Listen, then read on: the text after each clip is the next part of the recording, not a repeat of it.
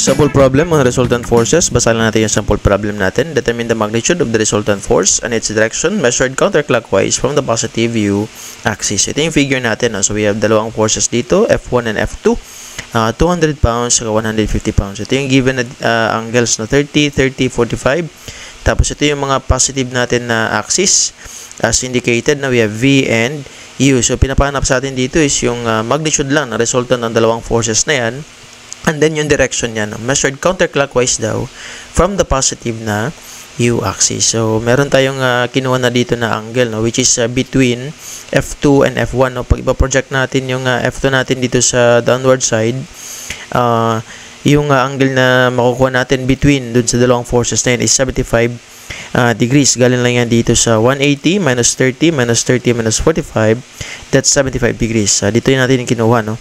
Kapag yan, kinuha natin yan, that's the total na angle na yan is 180. So, i-confirm lang natin sa calculator natin. That's 180 minus 30 minus 30 minus 45. That's 75 degrees. So, magagamit natin yan paggawa natin ng force triangle. No? So, yung gagamitin natin is yung head to tails na method, no? So, i-draw lang natin si F2 or F1. Pwede rin naman na i-drawing nyo muna si F1, no? Tapos F2. Saka makukuha nyo si, no? Pero dapat na same sila ng direction, no? So, dito din-drawing natin si F2, tapos F1, tapos kinonect natin yung tail ni F2 dun sa head ng F1, no? And then, yun, ito na yung magiging resultant natin, yung connection or yung line connecting the head and the tail of the two forces. Tapos, yung direction naman is measured counterclockwise daw, no? Ito yung positive na u-axis natin, yung naka-indicate dito. So, measured counterclockwise, ito yan, papunta dito. So, may magiging theta natin, which is just the difference between alpha and yung angle between the u-axis and 60 degrees. U-axis and F2, which is 60 degrees. Anyway, discuss natin pa ulit yan mamaya, no?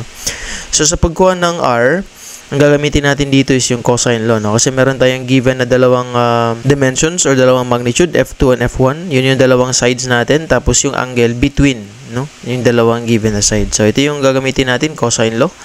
Cosine law states that yun, c squared a squared b squared minus 2ab cosine theta. Yung a and b is yung are yung given na sides, a and b.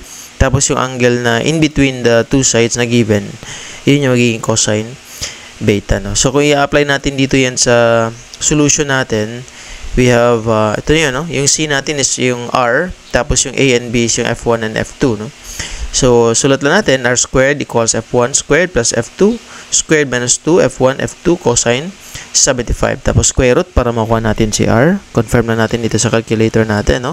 So, square root of 200 squared plus 150 squared minus 2 times 200 times 150 cosine of 75. That's 216.73 pounds. Round off lang natin 2 decimal places. Confirm naman, no? 216.73 pounds. Okay? So, meron na tayong magnitude. Dito naman tayo sa direction. So, as mentioned earlier, yung direction niya na theta is just the difference ng alpha minus 60 degrees. Yung 60 degrees is just the angle between the u-axis and F2, no? Dito natin makukuha yan sa figure natin, no? So, ito yung F2, tapos yung positive na u-axis, that's 60 degrees kasi 30 plus 30, no? So, ito na yun, no? So, ibig sabihin yung theta natin is just alpha, which is ito yun, no? Sinulat natin dito, alpha minus 60 degrees. So, ito lang yung kailangan natin kunin, alpha. So, which is yung alpha natin is just one of the angles ng triangle natin, no? So, pwede natin kunin yun, or ito, gamit yung sine law, no? So, sine law states that, ito lang yan, no? A over sine alpha. So, side opposite na angle, side opposite na angle. So, in this case, A divided by sine alpha, tapos C divided by sine beta na yung opposite niya, no? So, sa figure natin, ito sa problem natin, so we have F1 yung opposite ng alpha, no? So, ito yun, no? F1, opposite niya is alpha, tapos si R, opposite niya is 75. So, kung gagawin natin yan sa equation, magiging ganito siya, no?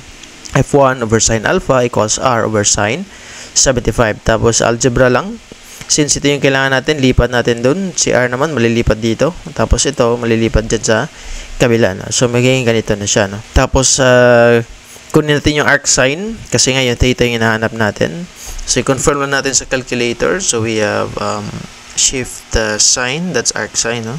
Tapos, gawin na lang natin fraction para mas malinaw. 200 sine 75 divided by 216.73. That's 63.045. Tapos, run up natin 2 decimal places, magiging 04. Kasi meron tayong rule no, na kapag kunwari yung last nyan, that's 63.045. Kung 5, kung even yung preceding, i-retain natin. Pero pag add naman, yun yung dadagdagan natin na siya ng 1. Diba kasi pag greater than 5, automatic na dadagdagan natin yung preceding ng 1. No? Tapos yung less than 5, ay i-retain. Pero sa surveying natin na textbook, merong rules doon na rounding of numbers. Kapag kunwari 63.075, kung 5, so magiging 08 na yan. No? Kapag kung 65 yan, kunwari, so retain lang na siya na 6 kasi even naman. No? So in this case, answer natin 4, 5. So even naman yung 4, kaya mariretain lang natin yung 4. Kaya yung answer natin is naka 04 lang, hindi siya naka 05. Okay? So yun, kuha na natin yung alpha, minus 60 lang, hindi na natin ikakalculate yan siguro, no? So theta is just 3.04 degrees. Okay? So I think yun na yun para sa sample problem natin, no? Kasi kabisaduhin lang natin yung sine law and cosine law. Kasi madalas naman kapag dalawang forces lang involved, para kunin natin yung resultant, gagawa talaga tayo ng force na triangle, no? So i-connect lang natin yung heads and tails ng F1 and F2. Okay? So I think yun na yun, no? Thank you again for watching. I see you sa mga next sample problems natin. Thank you.